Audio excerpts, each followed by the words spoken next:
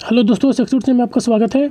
SSC GD exam 2023 24 जनवरी second shift का जैसा कि हो चुका है। आज हम इस सेशन में 24 जनवरी सेकंड शिफ्ट में जो क्वेश्चन पूछेंगे उसका आज हम एनालिसिस करेंगे।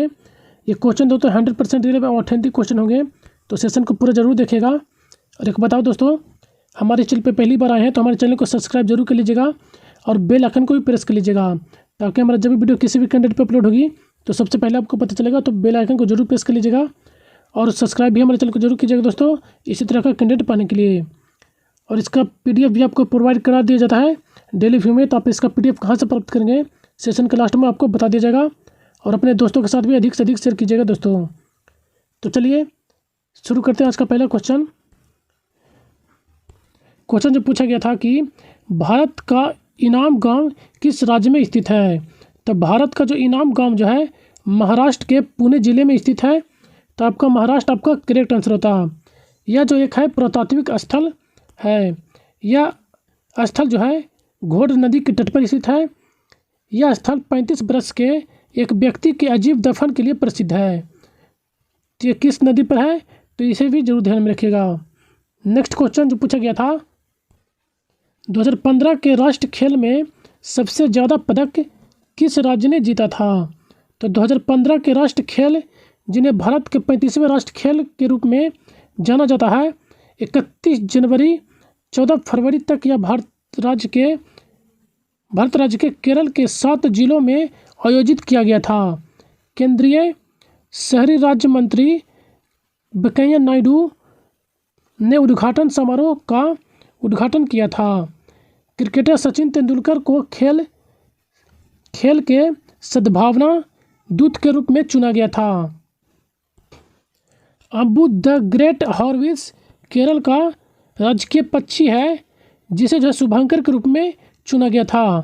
तो द ग्रेट हॉर्विस जो है केरल का राजकीय पक्षी, इसे ही शुभंकर के रूप में चुना गया था। अन्य इससे संबंधित एक्स्ट्रा फैक्ट को देख लेते हैं। तो सेवाएं जो है जो कि सर्वाधिक पदक जीते थे, तो आपका सेवाएं आपका करेक्ट आंसर होता, क्योंकि इन्हीं के द्वारा सर्वाधिक पदक जीता गया था 159, जिसमें से गोल्ड जो था 91, सिल्वर जो था 33 और ब्रॉन्ज जो था 35 जीते थे।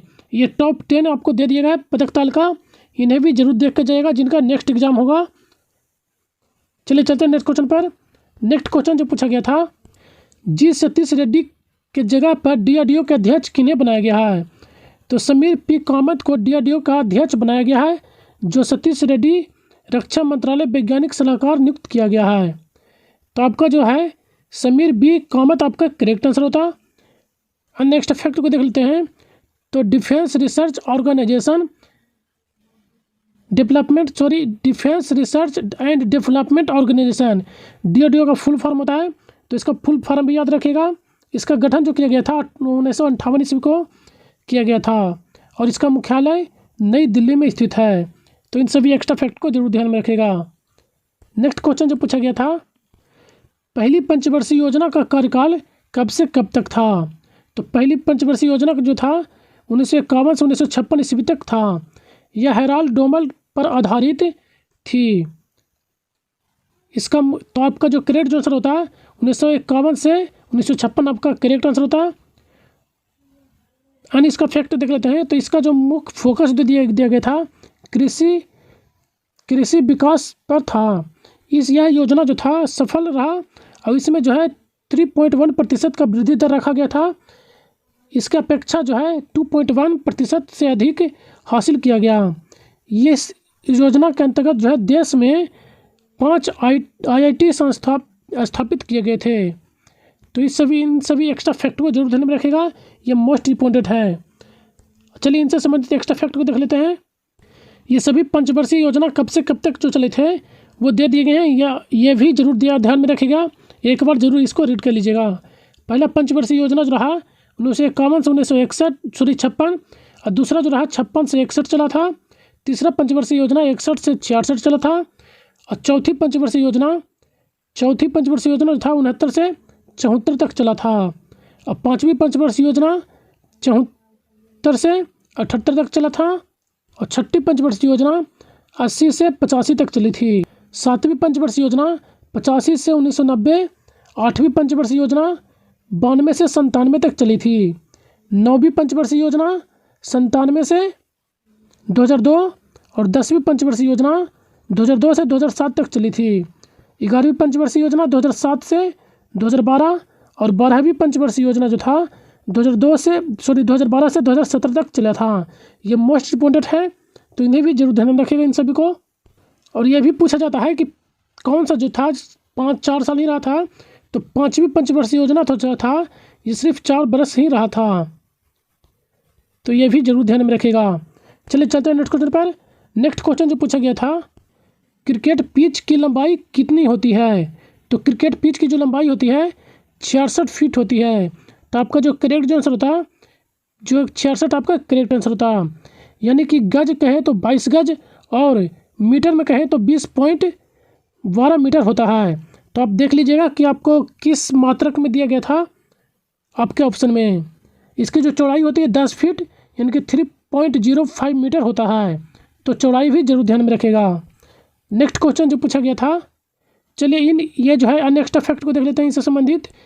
क्रिकेट गेंद की परिधि जो होता है 22.4 सेंटीमीटर से 22.9 सेंटीमीटर होता है, तथा इसका वजन जो होता है 155.9 ग्राम से 63 किलोग्राम तक होता है। सॉरी, ग्राम होता है, किलोग्राम नहीं, ग्राम होता है गेंद का वजन। क्रिकेट बैट की लंबाई जो होता है वो 38 इंच या 97 सेंटीमीटर होती है, इससे ज़्यादा नहीं हो सकता। साथ ही इसकी जो चौड़ाई होती है वो 4.25 इंच जबकि 1.8 सेंटीमीटर होनी चाहिए। विकेट जो होता है उसका स्टंप की जो लंबाई होती है वो 71 सेंटीमीटर होती है। इन स्टंप के बीच जो दूरी होती है, इनके स्टंपों के बीच की दूरी 9 इंच होती है। तो ये सभी मोस्ट इम्पोर्टेंट फैक्ट है, इससे भी क्वेश्चन पूछे जाते हैं, तो इन सभी को जरूर ध्यान में रखिएगा। नेक्स्ट क्वेश्चन जो पूछा गया था, राज्य के कार्यपालिका का प्रमुख कौन होता है? तो राज्य के कार्यपालिका शक्ति राज्यपाल के निहित होता है, जबकि केंद्र की कार्यपालिका शक्ति राष्ट्रपति में निहित होता है। राष्ट्रपति 5 वर्ष की अवधि के लिए राज्यपाल को नियुक्त करते हैं। तो आपका जो करेक्ट जो आंसर होता है राज्यपाल आपका करेक्ट आंसर होता। तो चलिए इनसे जुड़ी नेक्स्ट फैक्ट को देख लेते हैं।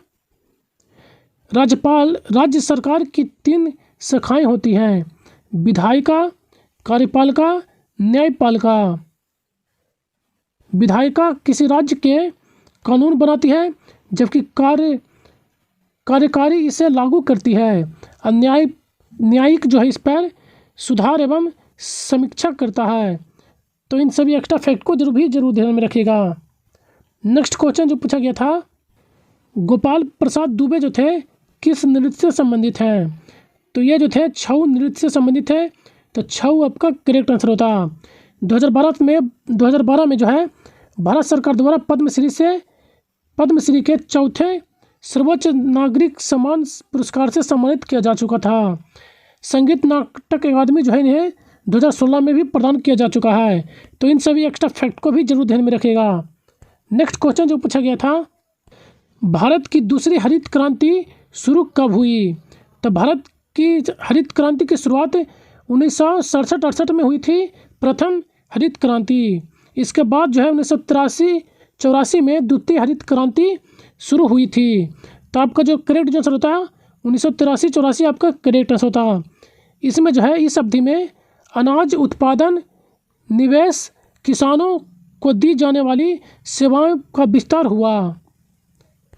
नेक्स्ट क्वेश्चन जो पूछा गया था, छत से वर्षा जल को संग्रह को जो है अनिवार्य करने वाला कौन सा राज्य बना है? यानी कि छत से जो जल की जो होता है, जो वर्षा के समय जो छत से पर जो वर्षा के जो जल गिरते हैं उसको संग्रह करने वाला पहला राज्य कौन बन गया है?